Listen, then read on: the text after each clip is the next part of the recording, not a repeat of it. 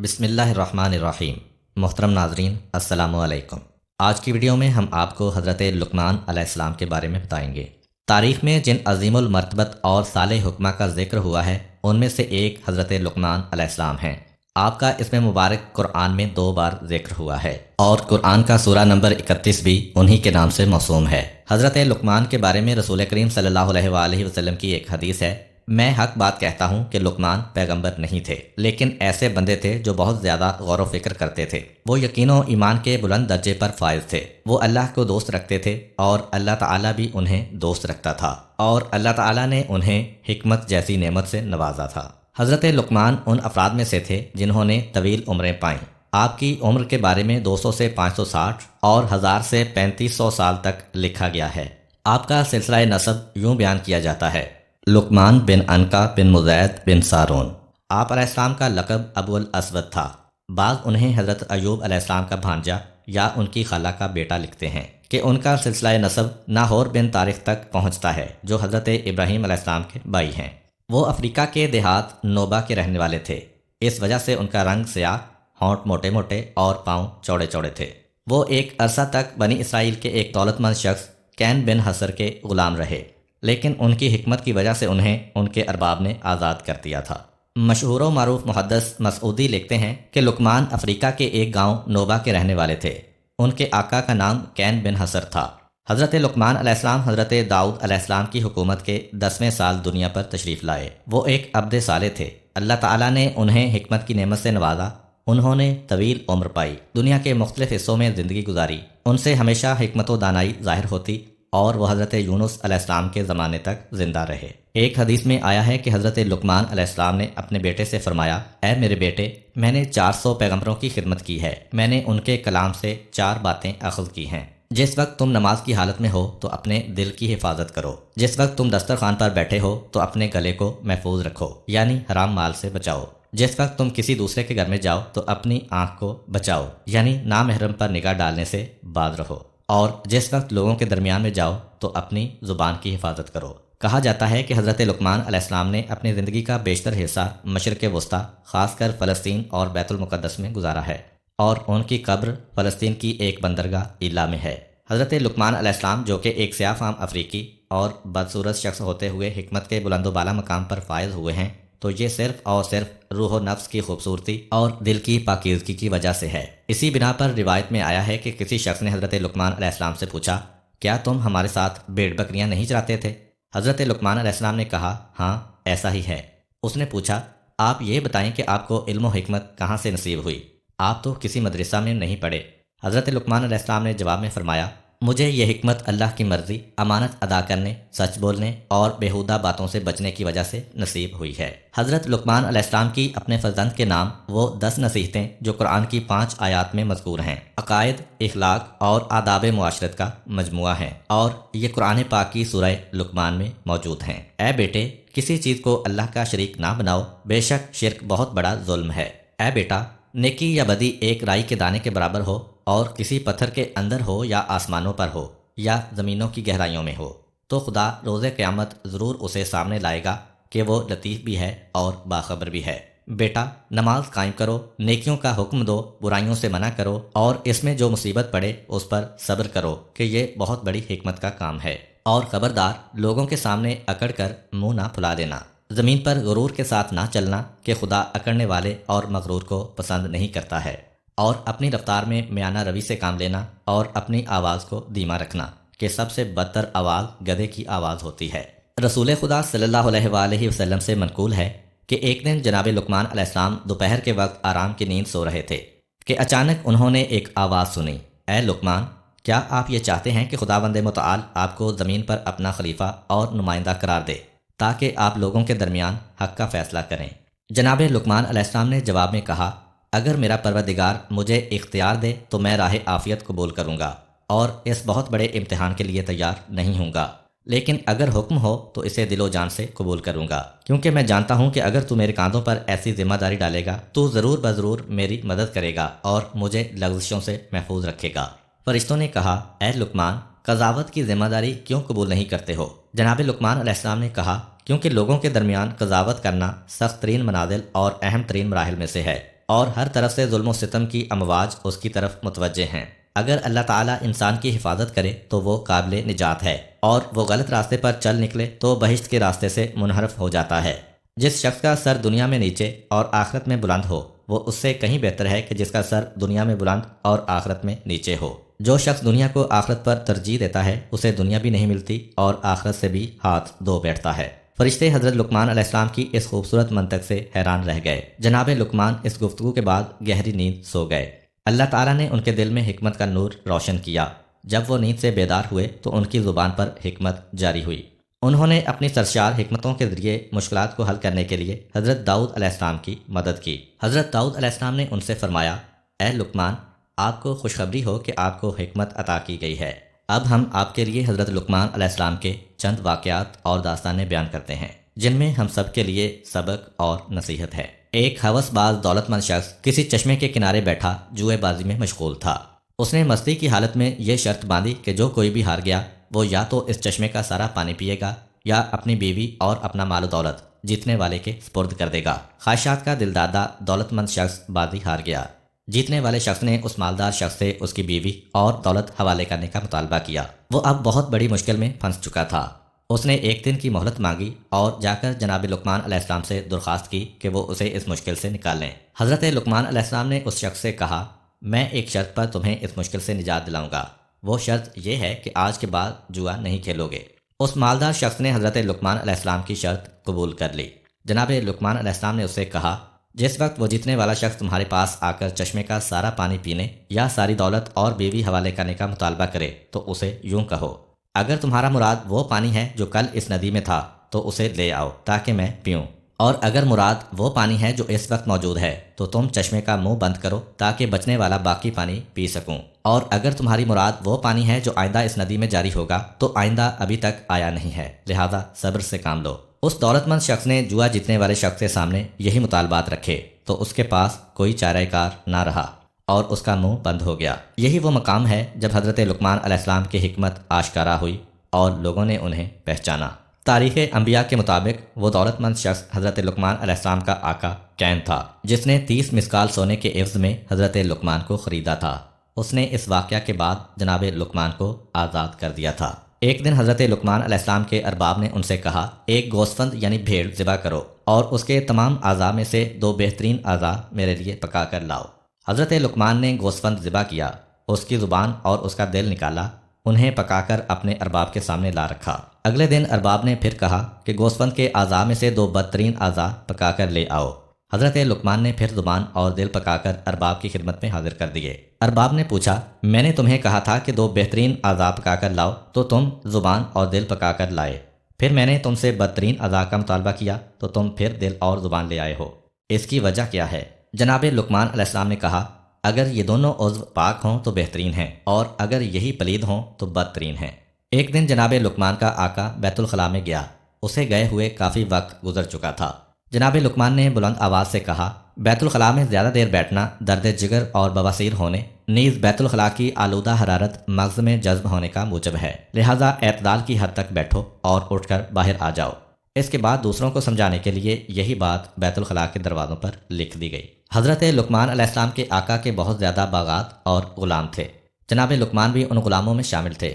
ان کا ارباب جو کہ ظاہر بین تھا سفید رنگ اور خوبصورت غلاموں کو باغات میں پھل وغیرہ توڑنے کے لیے بیچتا، لیکن جناب لقمان کو سخت اور پست کاموں مثلا جھاڑو وغیرہ دینے میں لگا دیتا۔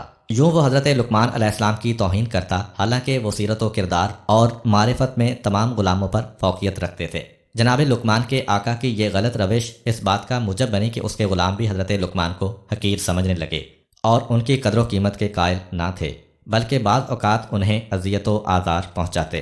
آقا نے ایک موقع پر غلاموں کو باغ میں پھل توڑ کر لانے کے لیے بیچا۔ وہ باغ میں گئے اور مختلف قسم کے پھل توڑ کر لائے، لیکن آقا کی عدم موجودگی سے فائدہ اٹھاتے ہوئے انہوں نے وہ تمام پھل کھا لیے۔ جب آقا آیا اور تازہ پھلوں کا مطالبہ کیا تو غلاموں نے جھوٹ بولتے ہوئے کہا، تمام پھل لقمان کھا گیا ہے۔ آقا نے جب یہ بات سنی تو وہ جناب لقمان علیہ السلام کے بارے میں بدظن ہو گیا۔ حضرت لقمان سمجھ گئے کہ ان کے آقا کی بدسلوکی اور ناراضگی کا سبب غلاموں کی اس تہمت کا اثر ہے۔ وہ اپنے آقا کے پاس گئے اور اسے یہ تجویز دیتے ہوئے کہا، اے میرے آقا، آئیں اور ہم سب غلاموں کا امتحان لیں تاکہ آپ کو ہمارے درمیان میں سے اچھے اور برے کا علم ہو سکے۔ اس نے پوچھا کہ میں تم لوگوں کا کیسے امتحان لوں؟ حضرت لقمان نے کہا کہ ہم سب کو کافی مقدار میں گرم پانی دیں اور ہمیں اسے پینے پر مجبور کریں۔ اس کے بعد آپ گھوڑے پر سوار ہو جائیں اور اپنا گھوڑا بیابان میں دوڑائیں، جبکہ سب غلاموں کو اپنے پیچھے پیدل دوڑنے کا حکم دیں۔ ایسا کرنے سے آپ کو یہ راز معلوم ہو جائے گا کہ وہ پھل میں نے کھائے ہیں یا ان لوگوں نے۔ آقا نے اسی طرح امتحان لیا۔ حضرت لقمان اور دوسرے تمام غلاموں کو گرم پانی پینے پر مجبور کیا۔ پھر وہ خود تو گھوڑے پر چڑھ بیٹھا اور سب سے کہا، میرے پیچھے پیچھے دوڑو۔ وہ سب ارباب کے پیچھے دوڑنے لگے۔ زیادہ دیر نہ گزری کہ جن غلاموں نے پھل کھائے تھے، دوڑنے کی وجہ سے ان کی حالت دگرگوں ہو گئی۔ ان لوگوں نے جو پھل وغیرہ کھائے تھے انہیں قے کر دیا۔ یوں آقا سمجھ گیا کہ پھل لقمان نے نہیں بلکہ دوسرے غلاموں نے کھائے ہیں اور لقمان پر تہمت لگائی ہے۔ پس جناب لقمان اپنے آقا کے سامنے سرخرو ہو گئے اور دوسرے غلاموں کو شرمندگی کا سامنا کرنا پڑا۔ حضرت لقمان ایک مدت تک کسی دوسرے شخص کے غلام تھے۔ اس کے کئی اور بھی غلام تھے، لیکن وہ اپنے تمام غلاموں میں سے حضرت لقمان سے بہت زیادہ محبت کرتا تھا، یہاں تک کہ وہ جب بھی غذا کھانا چاہتا تو پہلے اپنی غذا حضرت لقمان علیہ السلام کے پاس لاتا تاکہ وہ کھائیں۔ جب وہ کھانا کھا لیتے تو ان کا بچا ہوا کھانا بطور تبرک بڑے شوق سے تناول کرتا۔ ایک دن کوئی شخص حضرت لقمان علیہ السلام کے ارباب کے لیے خربوزہ بطور ہدیہ لایا۔ ارباب نے حضرت لقمان کے سامنے خربوزے کو چیرا، اس کے ٹکڑے کیے اور لقمان کو دیے۔ جناب لقمان اپنے آقا سے خربوزے کی پھانگیں لے کر کھاتے رہے اور یہ ظاہر کرتے رہے کہ وہ بڑا میٹھا ہے اور بڑے مزے سے کھا رہا ہے۔ جب ارباب نے دیکھا کہ لقمان بڑے شوق و ذوق سے کھا رہے ہیں تو اس نے ایک پھانگ کے علاوہ تمام کا تمام خربوزہ لقمان کو دے دیا، جو انہوں نے کھا لیا اور ایک پھانگ اپنے لیے رکھ لی۔ جس وقت ارباب نے وہ بچی ہوئی خربوزے کی پھانگ منہ میں ڈالی تو معلوم ہوا کہ وہ خربوزہ تو زہر کے مانند کڑوا ہے۔ اس کی کڑواہٹ سے زبان پر آبلے بن گئے، گلا جلنے لگا اور اس کی حالت غیر ہو گئی۔ ارباب نے جناب لقمان سے کہا، آپ نے یہ اتنی کڑوی پھانگیں کیسے کھائی ہیں؟ آپ نے انہیں کھانے سے ہاتھ کیوں نہیں کھینچا؟ جناب لقمان نے جواب میں کہا، آپ نے سال ہر سال سے مجھے میٹھی، مزیدار اور من پسند غذائیں کھلائی ہیں۔ اب جب کہ ایک بار کوئی کڑوی چیز آ گئی ہے تو کیا یہ مناسب ہے کہ میں اسے نہ کھاتا اور اس پر اعتراض کرتا اور نمک حرام ہو جاتا؟ بلکہ حق شناسی اور شکر گزاری کا تقاضا یہی ہے کہ میں خاموش رہتا۔ پس اے خدا کے بندے، تم خدا کی نعمتوں میں غرق ہو۔ جب بھی زندگی میں تھوڑی دیر کے لیے کوئی تلخی و مشکل آ جائے تو ناشکری مت کر۔ ایک دفعہ حضرت لقمان علیہ السلام نے اپنے بیٹے کو یوں نصیحت فرمائی، اے میرے بیٹے، واضح رہے کہ حضرت لقمان علیہ السلام کی بہت زیادہ اولاد تھی، لیکن وہ اپنی بات کا آغاز یا بنیا، اے میرے بیٹے کہہ کر کرتے تھے، جس سے لگتا ہے کہ ان کا شاید ایک ہی بیٹا تھا۔ تاریخ نے اس بیٹے کا نام باران لکھا ہے، لیکن ان کا خطاب تمام اولاد سے ہوتا تھا۔ البتہ یہ تجربہ کار خطبہ کا طریقہ کار ہے کہ وہ بڑوں کو مخاطب کر کے چھوٹوں کی توجہ اپنی طرف مبذول کراتے ہیں اور انہیں واعظ و نصیحت کرتے ہیں۔ چنانچہ آپ نے اپنے بیٹے سے کہا، اے میرے بیٹے، اپنے دل کو لوگوں کی خوشنودی اور ان کی تعریف و تکذیب سے وابستہ مت کرو، کیونکہ ایسی کوئی چیز کوشش کے باوجود انسان کے ہاتھ میں نہیں آتی۔ بیٹے نے کہا کہ میں چاہتا ہوں کہ اس بارے میں کوئی عملی نمونہ دیکھوں تاکہ موضوع کو بہتر طور پر سمجھ سکوں۔ حضرت لقمان نے فرمایا، اٹھو اور گھر سے باہر چلو تاکہ میں موضوع کو سمجھا سکوں۔ حضرت لقمان علیہ السلام اور ان کا بیٹا گھر سے نکلے۔ ان کے پاس ایک گدھا بھی تھا۔ جناب لقمان اس پر سوار ہوئے اور بیٹا پیدل ان کے پیچھے روانہ ہوا۔ وہ چلتے چلتے ایک گروہ کے پاس پہنچے۔ ان لوگوں نے جب یہ منظر دیکھا تو کہا، اس بوڑھے کو دیکھو کہ کتنا سنگ دل ہے کہ خود تو گدھے پر سوار ہے لیکن اس کا بیٹا پیچھے پیچھے پیدل آ رہا ہے۔ سچ بات ہے کہ یہ کس قدر غلط کام ہے۔ حضرت لقمان نے اپنے بیٹے سے کہا، کیا تم نے ان کی باتیں سنی ہیں؟ بیٹے نے کہا، ہاں۔ حضرت لقمان نے کہا، اب میں پیدل چلتا ہوں اور تم گدھے پر سوار ہو جاؤ۔ جناب لقمان پیدل روانہ ہوئے اور بیٹا سوار ہو گیا۔ چلتے چلتے ان کی ملاقات ایک اور گروہ سے ہوئی۔ اس گروہ نے جب یہ منظر دیکھا تو کہا، یہ دونوں باپ بیٹا کتنے برے لوگ ہیں۔ باپ اس اعتبار سے برا ہے کہ اس نے اپنے بیٹے کی صحیح تربیت نہیں کی کہ بیٹا تو سوار ہے جبکہ بوڑھا باپ پیدل چل رہا ہے، اور بیٹا اس لحاظ سے برا ہے کہ اسے اپنے باپ پر رحم نہیں آیا اور اس پر ظلم کر رہا ہے، کیونکہ باپ کا یہ حق ہے کہ اس کا احترام کیا جائے اور وہ گدھے پر سوار ہو۔ حضرت لقمان نے اپنے بیٹے سے کہا، آپ نے ان کی باتیں سنی ہیں؟ بیٹے نے کہا، جی ہاں۔ جناب لقمان نے فرمایا، اب دونوں سوار ہو جاتے ہیں۔ وہ دونوں گدھے پر سوار ہوئے اور آگے بڑھ گئے۔ چلتے چلتے ایک گروہ کے پاس پہنچے۔ ان لوگوں نے جب یہ منظر دیکھا تو کہا، ان دونوں سواروں کے دل میں ذرا برابر رحم نہیں ہے کہ دونوں بے زبان حیوان پر سوار ہیں۔ ان لوگوں نے اس حیوان کی کمر توڑ دی ہے، کیوں اس بیچارے حیوان کی طاقت سے زیادہ اس پر وزن ڈالا ہوا ہے۔ بہتر تو یہ تھا کہ ایک سوار ہوتا اور دوسرا پیدل چلتا۔ حضرت لقمان نے اپنے بیٹے سے کہا، آپ نے ان لوگوں کی باتیں سنی ہیں؟ بیٹے نے کہا، جی ہاں۔ جناب لقمان نے فرمایا، آؤ اس بار ہم دونوں گدھے کے پیچھے پیچھے پیدل چلتے ہیں۔ دونوں گدھے سے اترے اور اس کے پیچھے پیدل روانہ ہوئے۔ وہ چلتے چلتے لوگوں کے ایک گروہ کے پاس پہنچے۔ ان لوگوں نے کہا، یہ دونوں عجیب قسم کے جاہل افراد ہیں، سواری کے ہوتے ہوئے پیدل چل رہے ہیں اور سواری کو خالی چھوڑا ہوا ہے، یہ کس قدر احمق ہیں۔ حضرت لقمان نے اپنے بیٹے سے فرمایا، آپ نے ان لوگوں کی گفتگو سنی ہے؟ اس نے عرض کیا، جی ہاں۔ جناب لقمان نے فرمایا، کیا لوگوں کو راضی کرنے کے لیے اس کے علاوہ اور کوئی چارہ ہے؟ اب جب کہ صورتحال یوں ہے تو کبھی لوگوں کی رضامندی کو اپنا محور و مقصد قرار مت دو، بلکہ خداوند قدوس کی رضا اور خوشنودی کو اپنا مقصد اور ہدف قرار دو، تاکہ دنیا و آخرت میں سعادت و کامیابی حاصل کر سکو۔ روایت میں ہے کہ ایک دن حضرت لقمان علیہ السلام نے اپنے بیٹے کو 3 نصیحتیں کرتے ہوئے کہا، اے پسر جان، ان 3 نصیحتوں کو اپنے حافظے میں محفوظ کر لو اور ان پر عمل کرو۔ اپنا راز اپنی بیوی کو مت بتاؤ، عوان یعنی حکمرانوں کے دفتریوں سے دوستی مت کرو، نئے اور کم ظرف دولت مند سے قرض نہ لو۔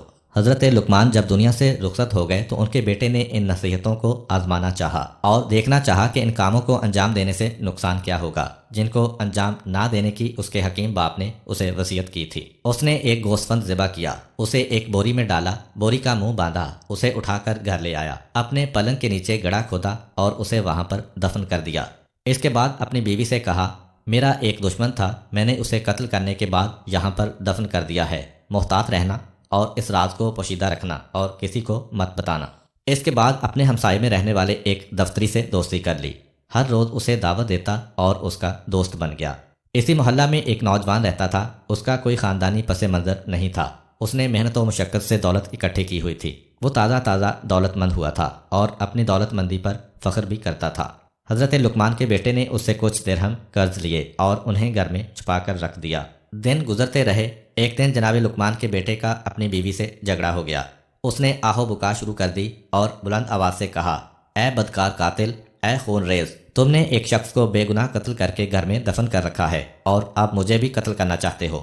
اس کی آواز ہمسائے میں رہنے والے اس حکومتی دفتری کے کانوں میں پڑی جو لقمان کے بیٹے کا دوست بنا ہوا تھا۔ وہ فوراً بادشاہ کے پاس گیا اور ساری داستان اس کے گوش گزار کی۔ بادشاہ نے حکم دیا کہ کوئی شخص اس قاتل کو حاضر کرے۔ اسی حکومتی دفتری نے کہا، میں اسے پکڑ کر لاتا ہوں۔ وہ شخص پسر لقمان کے گھر آیا اور انتہائی ذلت آمیز طریقے سے اسے گھر سے کھینچا اور دوستی وغیرہ سب بھول گیا۔ اسے کھینچتے ہوئے بادشاہ کے دربار میں لے جا رہا تھا کہ راستے میں نئے دولت مند نوجوان نے جب جناب لقمان کے بیٹے کو اس حال میں دیکھا تو لوگوں کے سامنے انتہائی غصے کے عالم میں آ کر اسے پکڑا اور کہا، اگر تمہیں قتل کے بدلے میں قتل کریں گے تو میری رقم ڈوب جائے گی، لہٰذا مجھ سے لیے ہوئے درہم ابھی واپس کرو۔ اس نے یوں نامردی کا مظاہرہ کرتے ہوئے جناب لقمان کے بیٹے کی اہانت کی۔ بہرحال لوگ وہاں پر اکٹھے ہو گئے اور جناب لقمان کے بیٹے کو انتہائی توہین آمیز طریقے سے بادشاہ کے دربار کی طرف لے گئے۔ جس وقت فرزند لقمان بادشاہ کے سامنے کھڑا ہوا تو ان کے درمیان ہونے والی گفتگو کچھ یوں تھی۔ بادشاہ نے کہا، تم تو لقمان کے بیٹے ہو، لہٰذا مناسب نہیں تھا کہ تم قتل و غارت کے مرتکب ہوتے۔ فرزند لقمان نے جواب دیا، میں نے بالکل ناحق خون نہیں بہایا اور نہ ہی کسی شخص کو قتل کیا ہے۔ دفتری بولا، یہ جھوٹ بول رہا ہے، اس نے ایک شخص کو قتل کرنے کے بعد اس کا جنازہ اپنے گھر میں دفن کر رکھا ہے۔ فرزند لقمان نے کہا، میں بادشاہ سے کہتا ہوں کہ حکم دے کہ یہ لوگ اس مقتول کو حاضر کریں اور وہ ایک بوری میں ہے جسے میں نے فلاں جگہ پر دفن کیا ہے۔ بادشاہ نے حکم دیا کہ اس جنازے کو حاضر کیا جائے۔ حکومتی کارندے جناب لقمان کے بیٹے کے گھر آئے، اس کی بیوی نے دفن کی جگہ کی نشاندہی کی، ان لوگوں نے وہاں سے کھدائی کی، وہاں سے ایک بوری نکالی اور منہ بند بوری بادشاہ کے سامنے لے آئے۔ جب ان لوگوں نے بوری کا منہ کھولا تو کیا دیکھتے ہیں کہ وہ تو ایک گوسفند کا لاشا ہے کہ جسے ذبح کیا ہوا ہے۔ حاضرین یہ ماجرا دیکھ کر حیران و پریشان رہ گئے۔ بادشاہ نے کہا، اے پسر لقمان، تم نے گوسفند کو ذبح کرنے کے بعد کیوں دفن کیا ہے؟ اس کی وجہ ہمارے سامنے بیان کرو۔ فرزند لقمان نے کہا، میرے باپ نے مجھے یوں وصیت کی تھی کہ اپنا بید اپنی بیوی سے مت کہو، حکومتی دفتری کو اپنا دوست مت بناؤ اور تازہ ثروت مند سے قرض مت لو۔ میں اپنے والد بزرگوار کی ان وصیتوں کو آزمانا چاہتا تھا، انہیں آزمانے کے بعد اپنے پدر بزرگوار کی حکمت و سچائی کو سمجھا ہوں اور میرے اوپر واضح ہو گیا ہے کہ ان کی بات عین حقیقت ہے۔ جو کوئی بھی اس نصیحت کو سن رہا ہے اس کے لیے بہتر ہے کہ اپنا راز اپنی بیوی سے نہ کہے، تازہ دولت مند سے کبھی قرض نہ لے اور حکومتی دفتری سے بالکل دوستی نہ لگائے اور اپنے خانہ دل کو احمقوں کی دوستی سے پاک و صاف رکھے تاکہ دنیا و آخرت کی خوش بختی پا سکے۔ اور آخر میں حضرت لقمان کی اپنے بیٹے کو کی گئی چند اور نصیحتیں جو یقیناً ہمارے کام آنے والی ہیں۔ بیٹا دنیا پر بھروسہ مت کرو کیونکہ گناہ اور شیطان اس میں ہے۔ دنیا کو اپنے لیے زندان بناؤ تاکہ آخرت تمہارے لیے بہشت قرار پائے۔ اے پسر جان، تم پہاڑ کو اپنی جگہ سے نہیں اکھاڑ سکتے اور ایسا کام تمہارے ذمے لگایا بھی نہیں جائے گا۔ پس بلا اور مشکل کو اپنے کاندھوں پر مت اٹھاؤ اور اپنے آپ کو اپنے ہاتھوں سے ہلاک مت کرو۔ بادشاہوں کا ہمسایہ مت بننا، وہ تمہیں ہلاک کر دیں گے۔ ان کی اطاعت اور پیروی مت کرنا ورنہ کافر ہو جاؤ گے۔ کمزوروں اور حاجت مندوں کی ہم نشینی اختیار کرو اور ان کے ہمدم بنو۔ اے پسر جان، خدا کی بارگاہ میں یہ عرض کرنے والا کہ خدایا مجھے معاف کر دے، اس سے کوئی بخشا نہیں جائے گا، کیونکہ انسان عمل اور اطاعت الہی کرنے کی بنا پر بخشا جائے گا۔ اے میرے بیٹے، پہلے ہمسائے کو دیکھو، بعد میں گھر لو۔ پہلے ہم سفر کو دیکھو، بعد میں سفر پر جاؤ۔ اے بیٹے، نا اہل کی ہم نشینی سے تنہائی بہتر ہے، صالح ہم نشین تنہائی سے بہتر ہے۔ وزنی پتھر اور لوہے کو اٹھانا برے ہم نشین سے بہتر ہے۔ اے بیٹے، جو کوئی بھی زبان پر قابو نہیں رکھتا وہ پشیمان ہوتا ہے۔ بزرگوں سے مشورہ کرو اور چھوٹوں کے ساتھ مشورہ کرنے سے شرم مت کرو۔ فاسقوں کی ہم نشینی اور محفل سے پرہیز کرو، کیونکہ وہ ایسے کتے ہیں کہ اگر تمہارے پاس کوئی چیز پائیں گے تو اسے کھا جائیں گے، ورنہ تجھے ذلیل و رسوا کریں گے۔ ان کے ساتھ دوستی انتہائی تھوڑی اور ناپائیدار ہوتی ہے۔ اے بیٹا جان، اگر تمہیں روز قیامت کے بارے میں شک ہے تو نیند سے بیدار ہونے کو اپنے آپ سے دور رکھو، جبکہ تمہارے اندر اتنی قوت و طاقت نہیں ہے۔ اور اگر تم ان دونوں کے بارے میں غور و فکر کرو گے تو سمجھ جاؤ گے کہ تمہاری جان کسی اور کے قبضے میں ہے، کیونکہ نیند موت ہے اور نیند کے بعد بیدار ہونا موت کے بعد قیامت برپا ہونے کے مانند ہے۔ بیٹا جان، میں نے 7,000 حکمتیں سیکھی ہیں، ان میں سے صرف 4 کو یاد کر لو اور ان پر عمل کرو اور میرے ساتھ بہشت میں چلو۔ اپنی کشتی کو مضبوط بناؤ کیونکہ زندگی کا سمندر بہت گہرا ہے۔ گناہوں کا بوجھ ہلکا کرو کیونکہ گزرگاہ انتہائی مشکل اور دشوار گھاٹی ہے۔ سفر آخرت کے لیے کافی مقدار میں زاد راہ مہیا کرو کیونکہ یہ سفر بہت لمبا ہے۔ اپنا عمل خلوص سے انجام دو کیونکہ اعمال کی جانچ پڑتال کرنے والا بہت تیز بین اور بہت صاحب بصیرت ہے۔ پھر فرمایا، تمہاری جوانی کے بارے میں سوال ہوگا کہ تم نے اپنی عمر کس راہ میں ختم کی ہے، تم نے مال کس راستے سے اکٹھا کیا ہے، اس مال کو کس راستے میں خرچ کیا ہے۔ ان سوالات کے جوابات دینے کے لیے تیار رہو۔ دنیا میں تمہارے ہاتھ سے جو کچھ نکل جائے اس پر افسوس مت کرو، کیونکہ دنیا کو دوام نہیں اور یہ بلاؤں سے محفوظ بھی نہیں۔ بس تیار و ہوشیار رہو اور اپنے کاموں کو سنجیدگی سے لیتے ہوئے اپنے دل سے غفلت کا پردہ دور کرو۔ اللہ کے احسان و کرم کی طرف متوجہ ہو اور اس کے عوض میں شکر ادا کرو۔ ہمیشہ اپنے دل میں توبہ کی تجدید کرتے رہو، ہمیشہ اپنے دل میں توبہ کی تجدید کرتے رہو اور موت کے آنے سے پہلے فرصت سے فائدہ اٹھاؤ۔ کسی شخص نے حضرت لقمان سے پوچھا، کون سا انسان بدترین انسان ہے؟ حضرت لقمان نے فرمایا، وہ شخص بدترین ہے جسے اس بات کی پرواہ نہ ہو کہ لوگ اسے بد کردار سمجھیں گے۔ کسی شخص نے جناب لقمان علیہ السلام سے کہا، تم کس قدر بدصورت ہو؟ جناب لقمان نے جواب میں فرمایا، تم میری شکل و صورت کے عیب نکال رہے ہو یا میری شکل و صورت کی نقاشی کرنے والے اللہ کے؟ اللہ تعالی ہمیں اپنے بتائے ہوئے راستے پر چلنے اور برائیوں سے بچنے کی توفیق عطا فرمائے۔ آخر میں دعا ہے کہ اللہ تعالی ہمیں اپنے راستے پر چلنے اور برائیوں سے بچنے کی توفیق عطا فرمائے، آمین۔ امید کرتا ہوں کہ آپ کو آج کی ویڈیو اچھی لگی ہوگی۔ اگر آپ کو ہماری ویڈیو اچھی لگی ہے تو ویڈیو کو لائک کریں اور مزید اس طرح کی ویڈیوز دیکھنے کے لیے ہمارا چینل سبسکرائب کر لیں۔ ملتے ہیں نیکسٹ ویڈیو میں، اجازت دیجیے، اللہ حافظ۔